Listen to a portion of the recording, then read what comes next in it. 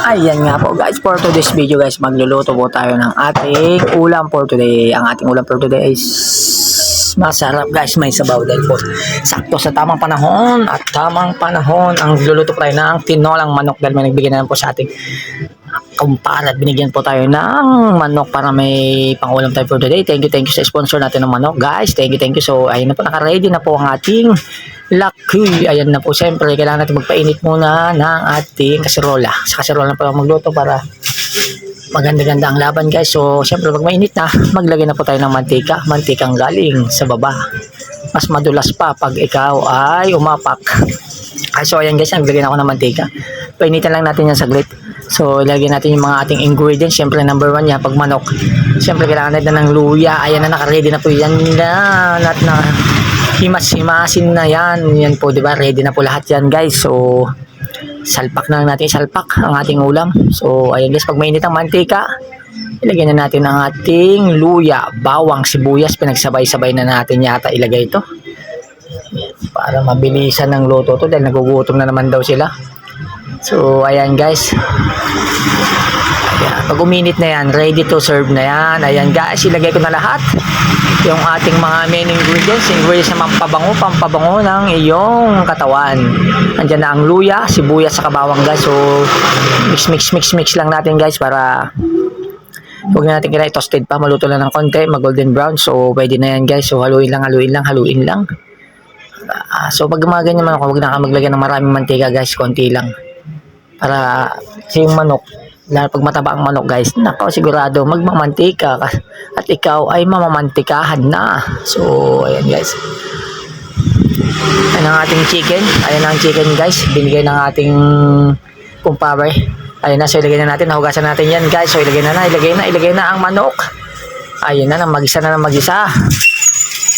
Ayan na natin yan guys. Siyempre haluin natin para yung amoy at lasa ng kanay kumalat sa manok guys, para sipsipin ng manok yan. Sinipsip na rin ng kapitbahay yan guys. So ayan, mix lang, mix well para sigurado basta ang pagluluto. Ang number 1, sinasama ng pagmamahal. Kahit kulang sa ingredients, siyempre kailangan ng pagmamahal para lalong sumarap ang ating lulutuin. So ayan lang natin yan guys. Igisa muna natin for how many minutes, how many hours, pero minutes lang guys.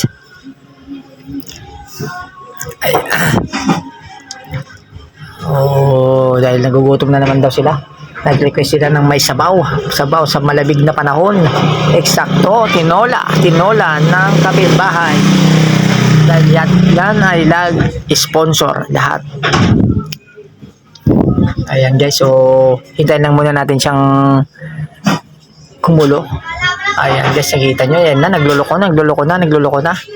Siyempre haluin natin para mag-mix yung lasa ng ating mga ingredients at saka yung chicken guys. Oh, ayan na. Siyempre, ayan na guys. So ilagay na natin yung ating mix combination ng papaya sa sayote guys. Ayan, bumili tayo ng sayote pero may nagbigay ng papaya. So hinalo na natin at sayang daw, hindi naman niya nagamit. Ilagay na natin lahat yan para kahit paano ay lumasa-lasa naman.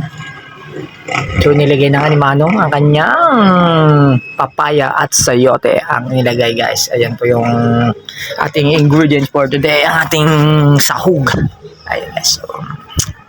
So siyempre maglagay tayo ng magic. Ayan, nagpamamagic sa ating niluluto. Di bali nang hindi ka magkaroon ng jowa basta may magic sarap. Yan ang nagpapasarap sa ating niluluto. Ayan, so naglagay pala ako ng isang sachet ng magic sarap. Nilagay ko na lahat. Hindi na ako nagtira para wala nang bukas. Kaya natin kumulo hanggang sa lumambot yung ating karne ng manok saka yung ating gulay na lagay na papaya with matching sayote guys. Kombinasyon na yan. Kasi sayang pag nilutuin, kinuha ko na. So ayan guys, takpan lang natin guys. So almost 5 minutes lang siguro or 10 minutes para malambot na ang ating lulutuin guys. So ayan lang natin kumulo. Siyempre maganda tayo ng tubig dyan. So gusto mo ng maraming sabaw sagad mo na.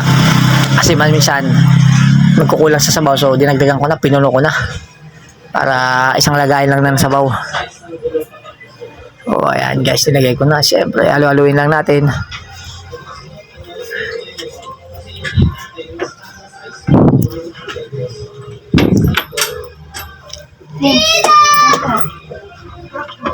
Ayan. Ito na ang asin na pangpaalat. Yan ang magdadala ng lasa guys. Kailangan natin ng asin.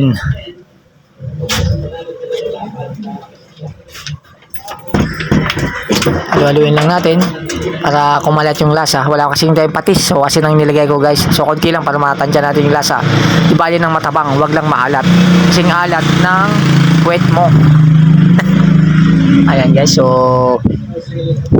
halu-haluin lang natin hanggang sa pakulan natin ulit. Another kulo na naman to guys. Lang natin yan ng pakuluan para eksakto na ang lambot ng ating tinola ng kapitbahay. Aray ko, ang daming lamok guys. Nilalang mga tayo dito sa gilid.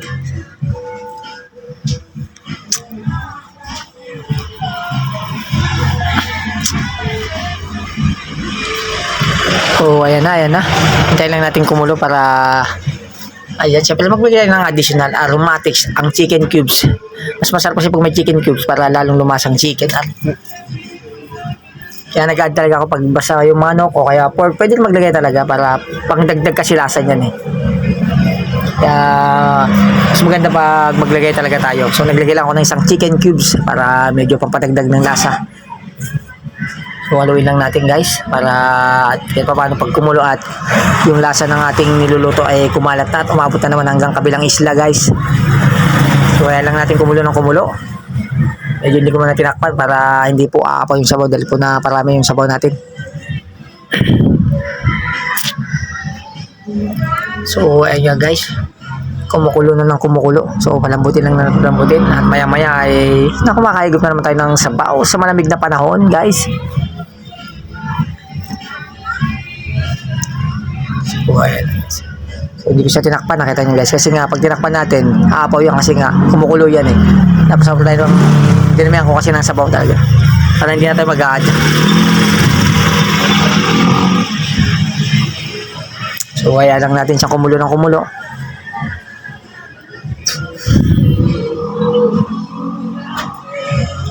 Sigurado ng taob na naman ang isang kaldera naman na ito. Huwag itong malamig ang panahon at may sabaw. Napakasarap pumigop ng sabaw ng tinolang galing sa kapitbahay guys.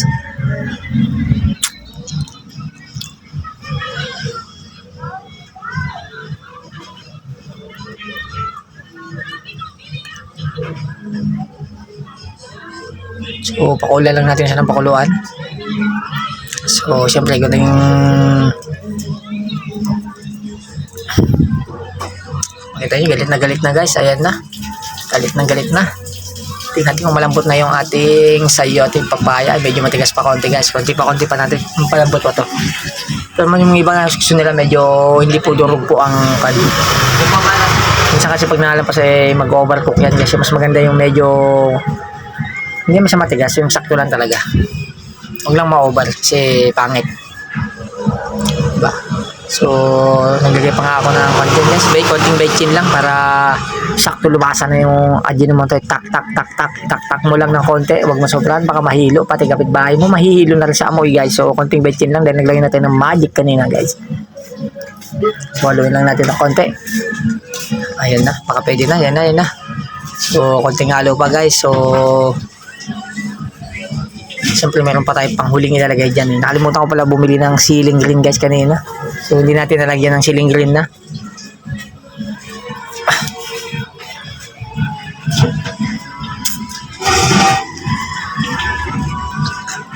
So ayan lang natin. So hindi ko na talaga siya tinakpan. Para once na kumulo siya guys, nang kumulo hindi siya apaw.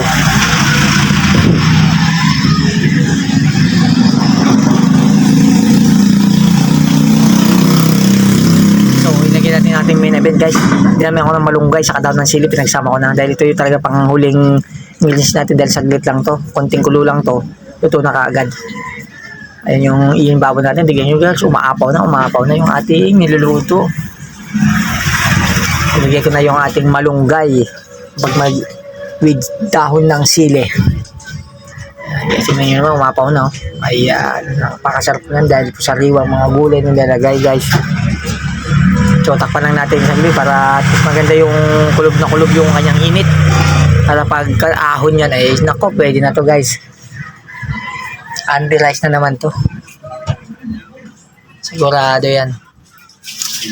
So, sure, mga 2 minuto na lang luto na to.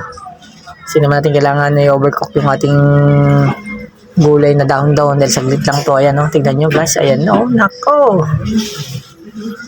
Napakasarap na humigop ng sabaw sa malamig na panahon.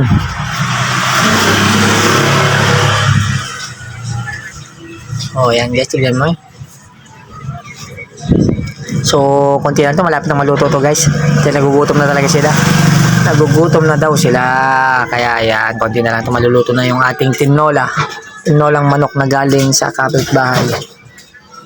Tanda na pag mabait ka, may balik. Yung mga sponsor natin guys ng gulay saka manok.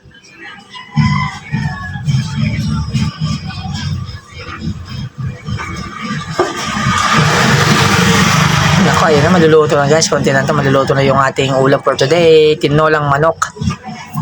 Ang ating ulam. At maya maya ay sigurado busog-lusog na naman po tayo nito.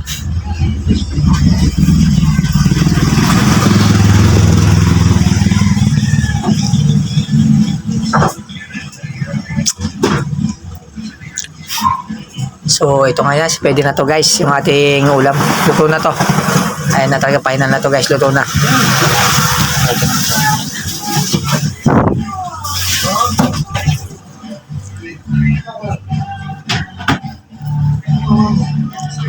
So, syempre, unin natin para tanggalin natin sa kalan dahil may lulutuin pa tayo ng isa guys. May dagdag ulam pa tayo eh. Hindi naman natin lahat tininola kasi may iniwalay tayo ng konting ulam pa na pang prito. Prito natin yung iba guys. Yung mga buto-buto lang yung masarap pang tinola. Ayan. So, itong ganito